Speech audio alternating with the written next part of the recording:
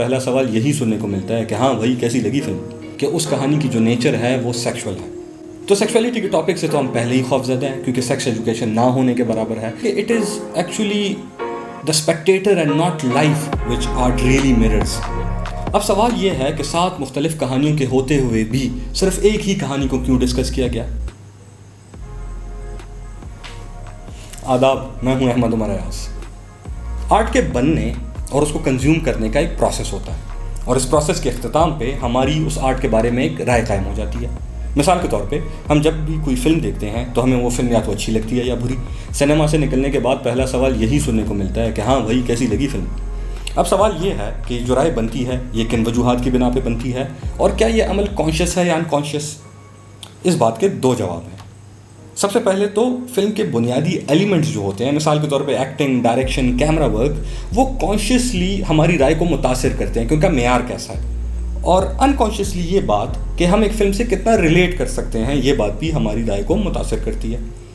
اب جہاں یہ 2 جواب لاجیکل ہیں اور سمجھ میں بھی آتے ہیں، وہاں پر کچھ لوگ ایسے بھی ہیں کہ جو کہتے ہیں کہ آرٹ کو یا کسی فلم کو اس کے مورل اور آئیڈیولوجیکل گراؤنڈز پر بھی جج کرنا یا کرٹیسائز کرنا چاہیے. اب آئیڈیالوجی، مورالٹی اور آرٹ کا جو تعلق ہے اس پہ تو میں بعد میں بات کروں گا، لیکن پچھلے سال جوائے لینڈ کو بھی ایسی ہی ایک ڈیبیٹ کا سامنا کرنا پڑا، اور بہت سارے لوگوں نے جوائے لینڈ کو اس کے مورل گراؤنڈ کی بنا پہ کرٹیسائز کیا، لیکن ان میں سے بیشتر تعداد ان لوگوں کی تھی جنہوں نے یہ فلم دیکھی ہی نہیں. جوائے لینڈ سائم صادق کی ایک ڈرامہ فلم ہے. اگر اس کی کاسٹ کی بات کی جائے تو اس کی کاسٹ میں ہمیں نظر آتے ہیں علی جنیجو، راستی فاروق، ثانیہ سعید، سہیل سمیر، سلمان پیرزادہ، ثروت گیلانی اور ساتھ ہی ساتھ علینا خان.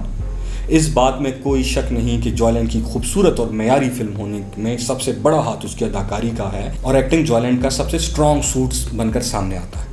ہر اداکار نے اپنے کردار کے ساتھ انصاف کی اور بخوبی اپنے کردار کو نبھایا ہے. میں جب جوائے لینڈ کی کہانی کے بارے میں سوچتا ہوں تو مجھے نہ جانے کیوں فرانز کافکا یاد آ جاتا ہے. کافکا جو ایک جرمن رائٹر ہے اور جوائے لینڈ سے اس کا دور دور تک کوئی تعلق نہیں. اس کے کیریکٹرز کے بارے میں ایک بات بولی جاتی ہے کہ all his characters they start from a point of misery only to become more miserable. کہ اس کے کردار ایک بدحالی، ایک حالت زار سے اپنے سفر کا آغاز کرتے ہیں، اور وقت کے گزرنے کے ساتھ ساتھ ان کی اس بدحالی میں اضافہ ہوتا چلا جاتا ہے. اب بس ایسی ہی کچھ کہانی جوائے لینڈ کی بھی ہے، یہاں پر 7 مختلف کردار 7 مختلف محاذوں پر اپنے اپنے خلاف ہی 7 مختلف جنگیں لڑ رہے ہوتے ہیں. اب ہمیں یہ بتایا گیا کہ جوائے لینڈ شاید کوئی ایک ہی کہانی ہے، لیکن جس کسی نے بھی یہ فلم دیکھی اس کو پتہ چلے گا کہ جوائے لینڈ 7 مختلف کہانیوں کا مجموعہ ہے. جوائے لینڈ میں ایک بیوہ عورت اور اس کو درپیش مسائل کی بھی کہانی موجود ہے، ایک ایسی عورت کی کہانی جو اپنا انڈیپینڈنٹ کیریئر بنانا چاہتی ہے، ایک پاکستانی خواجہ سرا کی کہانی، اور ساتھ ہی ساتھ ایک ایسے شخص کی کہانی جو نہ صرف اپنی سیکشولیٹی سے فرسٹریٹڈ ہے بلکہ خوف زدہ بھی ہے. اب سوال یہ ہے کہ 7 مختلف کہانیوں کے ہوتے ہوئے بھی صرف ایک ہی کہانی کو کیوں ڈسکس کیا گیا؟ اس کی وجہ یہ ہے کہ اس کہانی کی جو نیچر ہے وہ سیکشول ہے.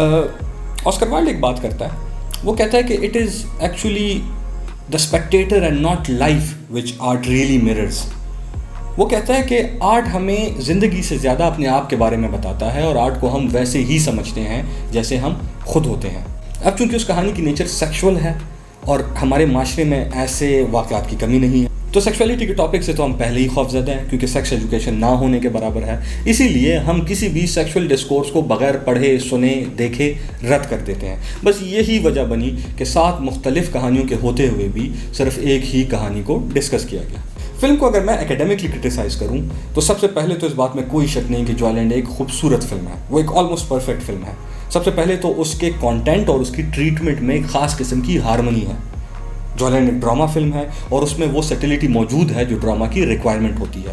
ہمیں یہ سٹیلٹی اس کے کیمرہ ورک میں بھی نظر آتی ہے اور اس کے پلاٹ اور کریکٹرائزیشن میں بھی نظر آتی ہے. کوئی بھی larger then life character film میں موجود نہیں، اور نہ ہی کوئی ایسا سین ہے جو فلم کی یونٹی کو متاثر کرتا ہو. ایک ڈرامہ فلم ہونے کے باوجود جوائے لینڈ میں ڈریگ کا ایلیمنٹ آلموسٹ نہ ہونے کے برابر ہے. اس میں جو کامک ریلیفس ہیں وہ خاصے ویل پلیسڈ اور میچور ہیں. اس کا جو تھرل ہے وہ آرگینک ہے اور تھرو آؤٹ دی پلاٹ برقرار رہتا ہے، اور ساتھ ہی ساتھ ہمیں فلم میں ایک سٹل رومانس بھی دیکھنے کو ملتا ہے اور تھرو آؤٹ دی پلاٹ ہمیں اپنے ہونے کا یقین دلاتا رہتا ہے. جوائے لینڈ 2 گھنٹے کی فلم ہے اور اس میں 7 مختلف کہانیاں ہیں، لیکن ہر کہانی دوسری کہانی کو کمپلیمنٹ کرتی ہے. نہ صرف ہر کہانی بلکہ ہر کیریکٹر اور ہر کیریکٹر کے ساتھ اس کا کانفلکٹ. کیریکٹر، کانفلکٹ، کہانی، یہ تینوں چیزیں باقی کہانیوں، کیریکٹرز اور کانفلکٹ کو کمپلیمنٹ کرتے رہتے ہیں.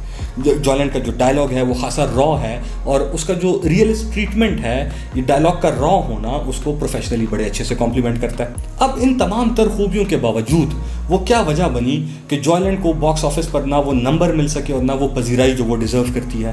سب سے پہلے تو آف کورس یہ فلم زیادہ تر لوگوں نے دیکھی ہی نہیں، اور دوسری وجہ یہ کہ ہمارا معاشرہ مورالٹی اور آرٹ کے تعلق کو صحیح طریقے سے سمجھتا نہیں ہے.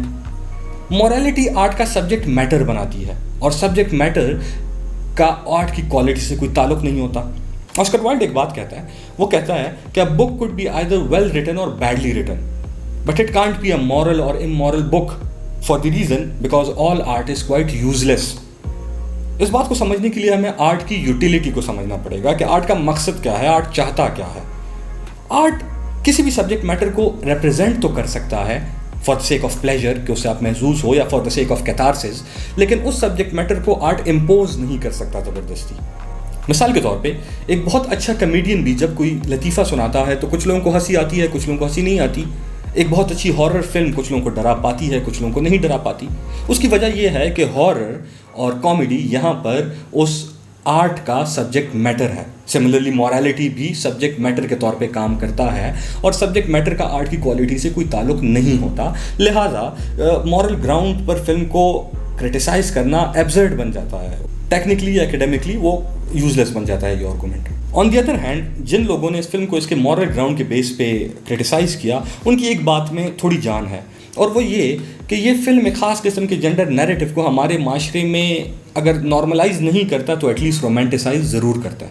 اب جب میں نے یہ فلم دیکھی تو مجھے بھی اس بات کا احساس ہوا کہ جوائلینڈ میں رومانٹیسائزیشن کا ایلیمنٹ تو موجود ہے، لیکن سوال یہ ہے کہ یہ ایلیمنٹ کیا انٹینشنل ہے، کسی پولیٹیکل ایجنڈا کا حصہ ہے، یا یہ ان انٹینشنل ہے.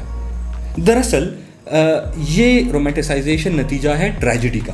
جوائلینڈ ایک ٹریجک فلم ہے، اور ٹریجڈی میں یہ ایلیمنٹ آلریڈی موجود ہوتا ہے کہ وہ حساس جذبات کو چھیڑتا ہے، حساس جذبات کو متاثر کرتا ہے، جس کی وجہ سے آڈینس ایموشنلی اوور ویلم ہو جاتی ہے، اور وہ ایموشنلی اوور ویلم ہونے کے بعد وہ فلم ان کو ان کے اعصاب پر غالب آ سکتی ہے اور ان کو بہتر طریقے سے متاثر کر سکتی ہے. یہی وجہ ہے کہ جوائلینڈ میں رومانٹیسائزیشن کا ایلیمنٹ خاصا واضح ہے.